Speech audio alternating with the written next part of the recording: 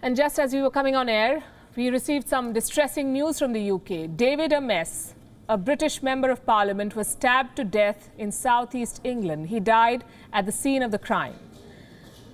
One man has been arrested, a 25-year-old. He has been taken into custody on the suspicion of murder. A knife was recovered from him. Amess was meeting his constituents at a church when he was assaulted. Reports say the attacker walked into the church and stabbed the lawmaker multiple times.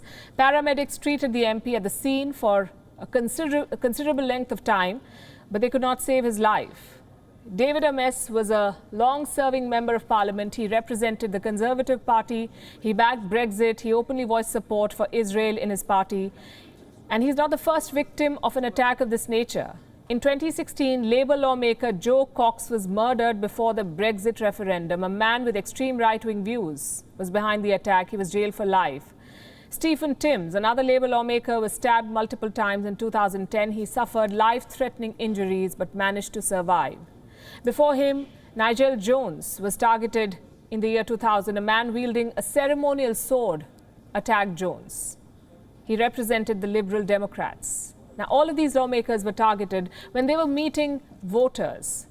In the United Kingdom, it's common practice for members of Parliament to meet their constituents in public, and these meetings are announced in advance. They serve as a forum for citizens to meet their representatives and raise complaints. And there's been a debate on how much security the lawmakers should get for such meetings. The fatal attack on David Amess has reignited that conversation in London. Our correspondent, Laura Makin joins us with the very latest from London. Laura, one suspect, we understand, has been arrested from the scene of the crime. Who was the man who attacked David Amess? Do we know anything about his identity? Well, that's still to be confirmed. Essex police who look after that area of southeast England have said that a 25-year-old man has been arrested on suspicion of murder. They say that he was arrested after officers arrived at that scene in Southend where David Amess was holding his constituency. That's his constituency surgery. That's a sort of a weekly situation where members of the public, the people that he represents in Parliament, can come and speak to him, talk to him about issues that are affecting him, the local area, in an effort essentially to allow him to pass those messages on to Parliament in London, where debates can be held on things that matter to those that voted him into Parliament. He was 69 years old. He had been a politician representing people in Parliament for almost 4 decades, since being elected back in 1983. But today he has died doing his duty for the public and for Parliament. Police say that they have this 25-year-old man in custody, and that, as far as we know, is all we know about that person at this moment in time. What is the nature of investigation that is being conducted? Are counter-terror forces also a part of this investigation, Laura?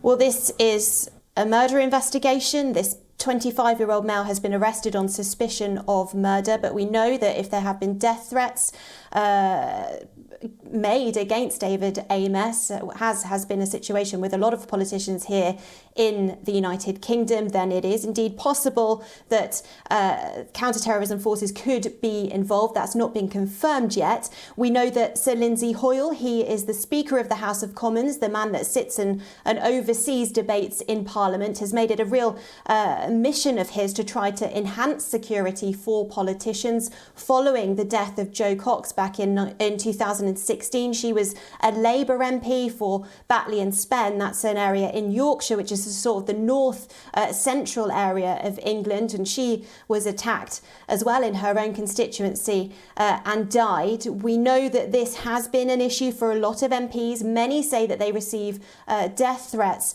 It's not been confirmed if this is indeed what has happened with David Amess, but I imagine there is a lot of concern in Parliament and also for all MPs across England and the rest of the United Kingdom right now. We've seen some major political shifts in the UK, like Brexit, and we know that some of these things have sharply divided the British society. Have such divisions raised the possibility of violent attacks like this one, the one that we saw today? Again, we can't confirm if that is exactly what has happened here. There's not very much information about what the motives might have been. In fact, police have been very careful to try to keep all that information contained, releasing only the minimum. A lot of this kind of speculation can actually hinder a case once it goes to court. So people are very careful to try to keep the investigation for the police rather than trying to make out and make their own reasons as to why this might have happened. But yes, you're right, there has been a big polarisation, I suppose you can call it, within society here in the United Kingdom because of the EU referendum that seemed to bring divisions within society. A lot of people pushing either pro-EU or for a pro-Brexit stance. There's been a lot of campaigns, a lot of protests outside Parliament about that, and also a lot of polarised views and quite a lot of anger between these kinds of sides. So there is a real, it feels whole, I suppose, in the centre of England and the United Kingdom sometimes when it comes to these kinds of views, but it's not clear yet whether that has anything to do with what's happened today to Sir David Amess. Right, Laura, we wouldn't want to speculate either, and we'd wait for more details to come in. Thanks very much for joining us with the latest from London on this one. WION is now available in your country. Download the app now and get all the news on the move.